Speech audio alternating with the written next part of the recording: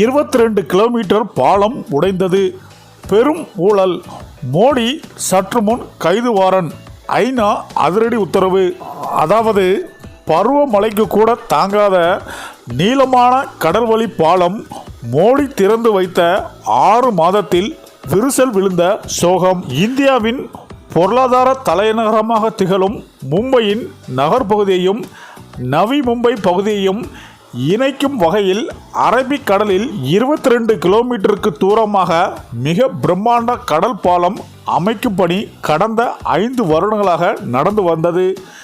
இதைத் தொடர்ந்து மும்பை சவ்ரி பகுதியில் தொடங்கி நவி மும்பை புறநகரமான சீர்வேலியில் முடியும். அந்த வகையில் 22 கிலோமீட்டர் தூரத்துக்கு மிக பிரம்மாண்டமாக இந்த கடல் பாலம் கட்டப்பட்டது.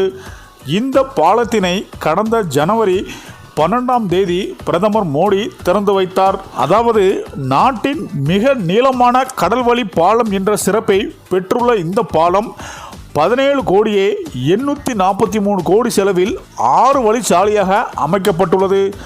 இந்த பாலம் திறந்த பின்னர் அதில் பயணிக்க சுங்கசாவடி மிக அதிகமாக இருப்பதாகவும் இதனால் சாதாரண பொதுமக்கள் இதில் பயணம் செய்ய முடியவில்லை என்றும் குற்றம் சாட்டு எழுந்துள்ளது.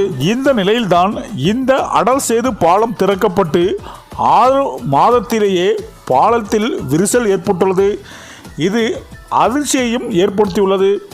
மும்பையில் கடந்த சில நாட்களுக்கு முன்னர் பருவமழை பெய்த நிலையில் இதனை தாக்குப்பிடிக்க முடியாமல் இந்த பாலம் சேதமடைந்துள்ளது. இந்த பாலம் குறித்தும் புகைப்படங்கள் இணையதளத்தில் வெளியான நிலையில் கட்டுமான குறைபாடு இந்த சேதம் ஏற்பட காரணம் என்று கருதப்பட்டுள்ளது. மேலும் இந்த நிலையில் மோடி இவ்வளவு பெரிய ஊழல் செய்திருப்பது தற்போது அப்பட்டமாக வெளிவந்துள்ளது.